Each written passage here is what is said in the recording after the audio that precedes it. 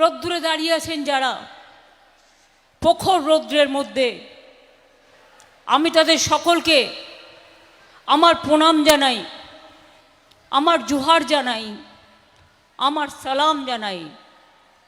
কেশিয়ারের মাটি আদিবাসীদের শক্ত ঘাঁটি। আবার এই কেশিয়ারিতেই আরএসএসের একটা শক্ত ঘাঁটি আছে। সেখানে ট্রেনিং দেওয়া হয়, বন্দুক চালনা হয়, খোঁজ খবর আমি রাখি।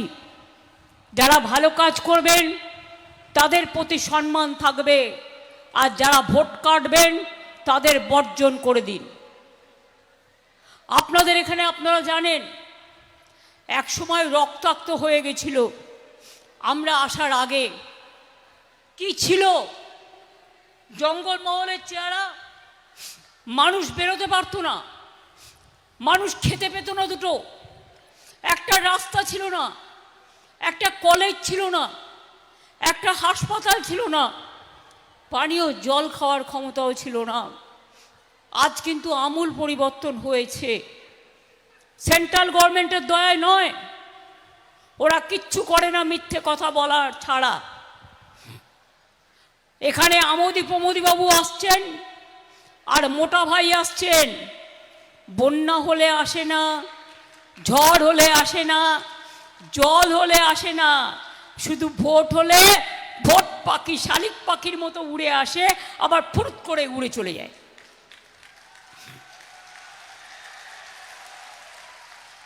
কোন আদিবাসীদের উৎসবে এসছে?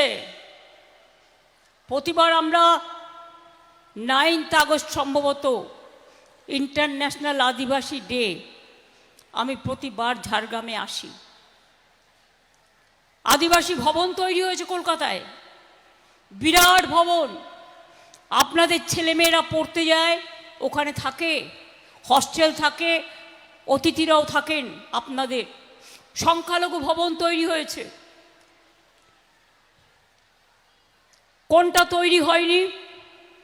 আমি ভালোবাসি মন্দির, মসজিদ, গুরুদ্বারা, গির্জা, জায়ের থান, মাঝি থান।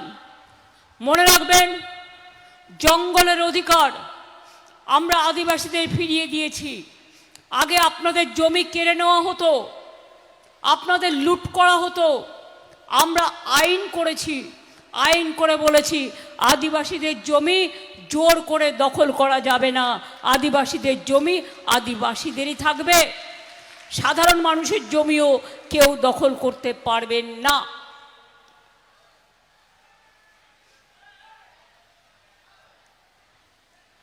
পরেশকে আমরা পার্টির কাজে লাগাবো। কেশিয়ারিতে আসলেই আমার একটি ছেলের কথা মনে পড়ে। আমি যখন মেদিনীপুরে সিপিএমের সাথে লড়াই করতে করতে কখনো কেশপুরে আসতাম, কখনো চমকাইতলায় আসতাম, কখনো কেশিয়ারিতে আসতাম, কখনো দাঁতনে আসতাম, আমি দেখতাম ছেলেটি রাস্তায় দাঁড়িয়ে আছে, তার মা একটু কাজু বাদাম ভেজে দিয়েছে, সেইটা নিয়ে একটা টিফিন কৌটো করে রাস্তার মোড়ে দাঁড়িয়ে থাকতো। তার নাম জগদীশ, কেশিয়ারির ছেলে। আমি তাকে চিরকাল স্মরণ করব। ও আমার কাছে হারিয়ে গেছে, কিন্তু আমার হৃদয়ে ও বেঁচে আছে। আমি সবাইকে অনুরোধ করব, যে অত্যাচার হচ্ছে, এসআইআরটা একটা বড় স্ক্যাম। এটা এসআইআর নয়, বিজেপিকে ক্ষমতায় আনবার জন্য একক প্রচেষ্টা, একটা বড় স্ক্যাম। এটা মাথায় রাখবেন। সবার নাম কেটে দেওয়া, মানুষকে লাইনে দাঁড় করিয়ে অসম্মান করা। আপনাদের কত ভোট কেটেছে? 90 লক্ষ হিন্দু, 90 লক্ষ ভোট কেটেছে। তার মধ্যে 60 লক্ষ হিন্দু আর 30 লক্ষ মুসলমান। আজও লোককে অ্যাডজুডিকেশনের লাইনে দাঁড়াতে হচ্ছে। আজকে আদিবাসী ভাই বোনেরা বলুন তো, জুন বলছিল উড়িষ্যা কেন সব জায়গায় আদিবাসীদের ওপর অত্যাচার হচ্ছে, তপশিলীদের ওপর অত্যাচার হচ্ছে, বাংলায় কথা বললে অত্যাচার হচ্ছে, বাংলা ভাষীদের ওপরেও অত্যাচার হচ্ছে। আমরা অন্য ভাষায় কথা বললে তাকে প্রণাম করি, সম্মান করি, কিন্তু আমার ভাষায় কথা বললে আপনারা কেন রাজস্থানে বিজেপি রাজ্যে অত্যাচার করেন, কেন মধ্যপ্রদেশে করেন, কেন উত্তরপ্রদেশে করেন? একবার জবাব দেবেন কি তার? বিজেপি রাজ্যে মাছ খাওয়া বন্ধ, মাংস খাওয়া বন্ধ, ডিম খাওয়া বন্ধ, আর মিথ্যের বাজার নিয়ে যারা আসে ইলেকশনের সময় প্রতারণা করতে, মিথ্যে কথা বলতে, মনে রাখবেন, একটা সতর্ক করে যাই, সব মিটিংয়ে বলছি, ব্যাংকের অ্যাকাউন্ট নাম্বার চাইলে কেউ ভুলেও দেবেন না। টাকা পাঠাবার নাম করে আপনার সব টাকা তুলে নেবে ইলেকশনের পরে, আর আপনার টাকায় কিছু কালো টাকা মিশিয়ে দিয়ে income tax, ED, CBI raid করবে। মনে রাখবেন, এই টাকা, কালো টাকা হাত দেবেন না, ছোবেন না, কালো বাজারিদের টাকা।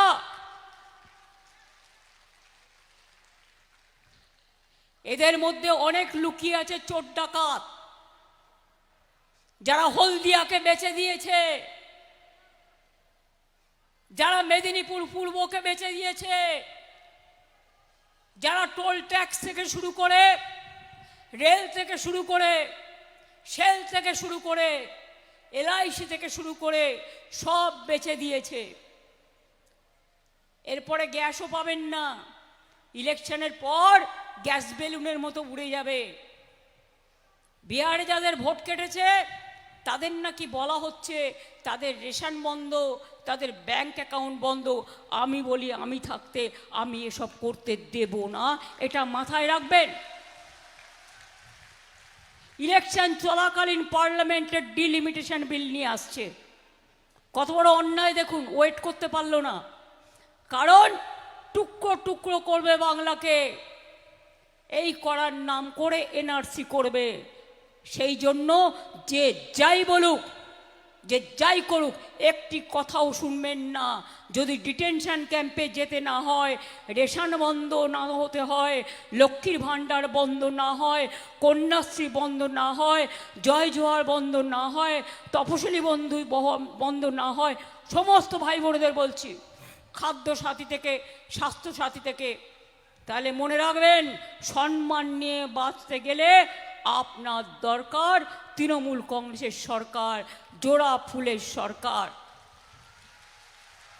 আমি দাতনকেও বলবো, কেশিয়ারিকেও বলবো, কে প্রার্থী ভুলে যান, সরকারটা আমি গড়ব, 294টা কেন্দ্রে আমি প্রার্থী, এটা মনে রাখবেন।